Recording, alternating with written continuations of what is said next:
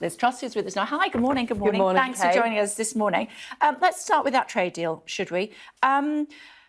Those who are being critical say it's more showcase than substance. Well, I completely disagree with this. This is the first UK trade deal that we've struck from scratch since Brexit.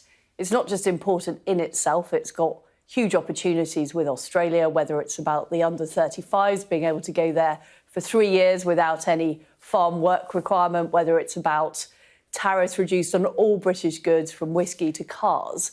But what's more, it's also about access to the wider Pacific market. So we want to sign up to the Trans-Pacific Partnership, a market of 11 countries, 500 million people.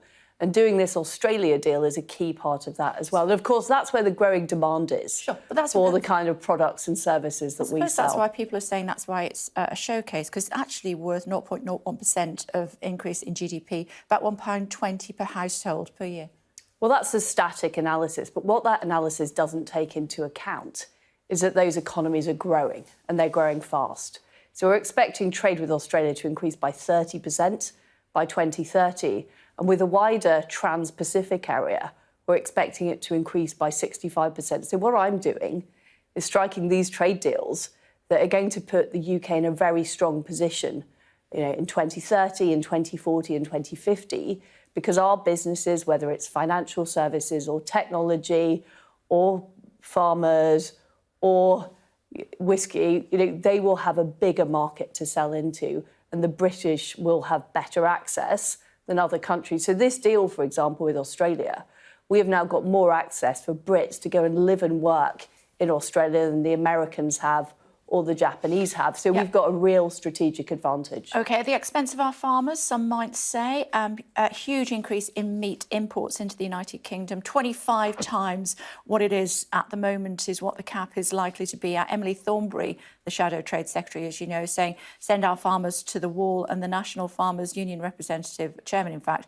Minette Batters, saying we're really going to have to look at this very carefully. It's just not good for our farmers. Well, what we are doing is we're making sure there's a transition period for farmers of 15 years. So we're going to give Australia the same access that the EU have to our market in 15 years' time. The EU already has quota-free access to the UK. So they already sell us 230,000 tonnes of beef per year. What this deal is talking about is next year, it'll be 35,000 tonnes. So we import far more beef from the EU than we do from Australia.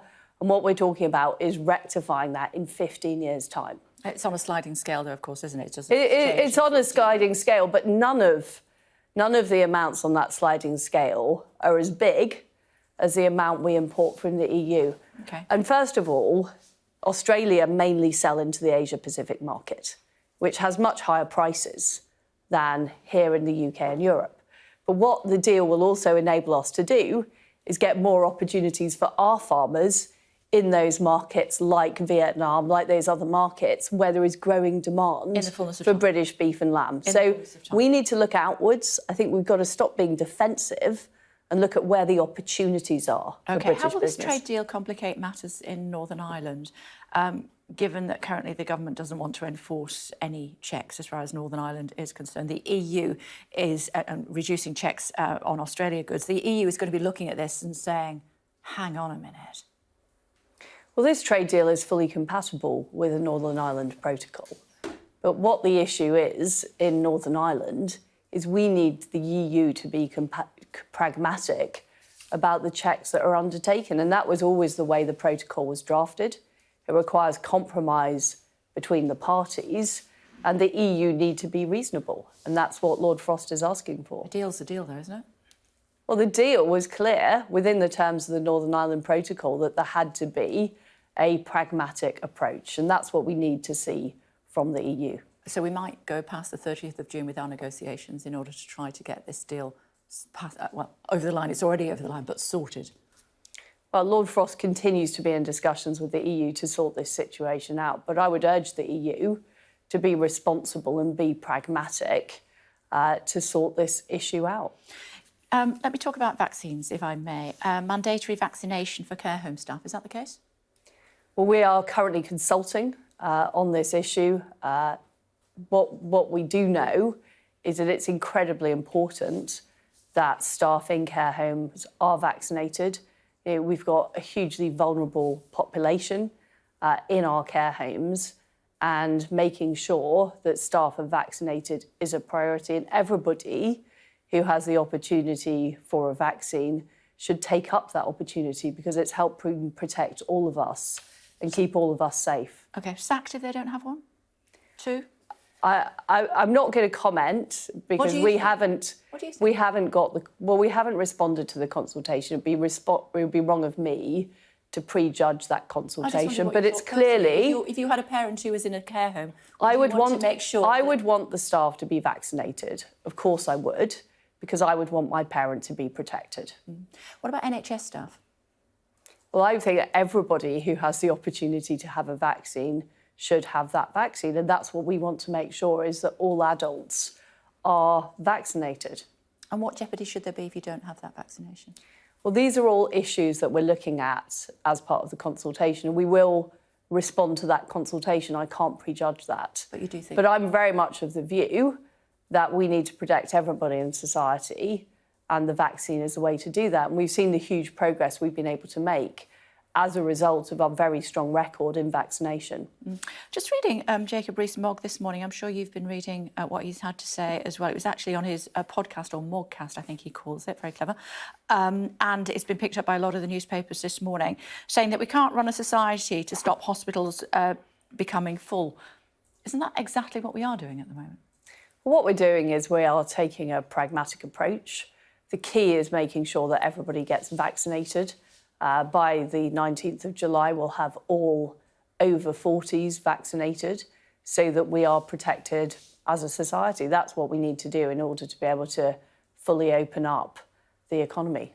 But what do we think about what Jacob Rees-Mogg has said? I mean, he's completely gone off the reservation. Well, I haven't actually read his blog this morning.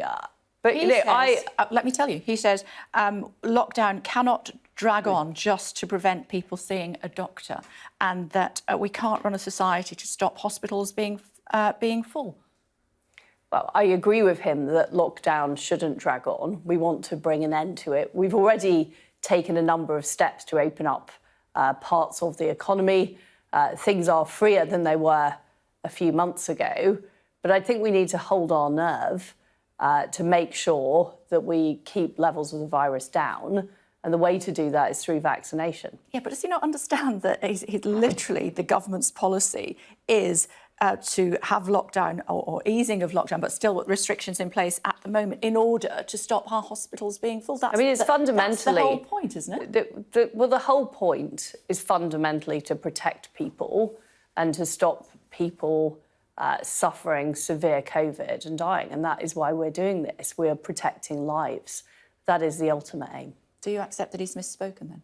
Well, I don't know. You just read it out to me, and it's in the papers. I mean, it's no secret. Well, Jacob has his his views, and those are his views. But what I'm telling you is the reason we are doing this, the reason we are taking these measures, is to protect lives, and that's what's important. I suppose the more serious point is that it's the discontent with an extension to lockdown is now reaching the front bench. He's the leader of the House. When you go out and about in the UK and talk to people about their experience of the lockdown, what they want to see, there is huge support for the Prime Minister's approach of being cautious, of making sure that we do have people vaccinated before we fully open up the economy. We don't want to be in a position where we have to go backwards because we've seen a spike. And that is why the vaccination programme is so vitally important. And there's huge public support for that. Have you had both your jabs? I haven't. I've got one due on Saturday, Kay. So I will be double vaxxed then. Yeah. Did you have Oxford? I did, yes. Were you poorly? No, actually not at all. I had to do a media round the next morning, so I couldn't be poorly. For 2 days I was so poorly. But having said that, I'm 100% invincible now. I've had both jabs. And yours is this weekend? It is. Good luck. It is. Thank you. Thank you very much. Thank you. Thanks a lot.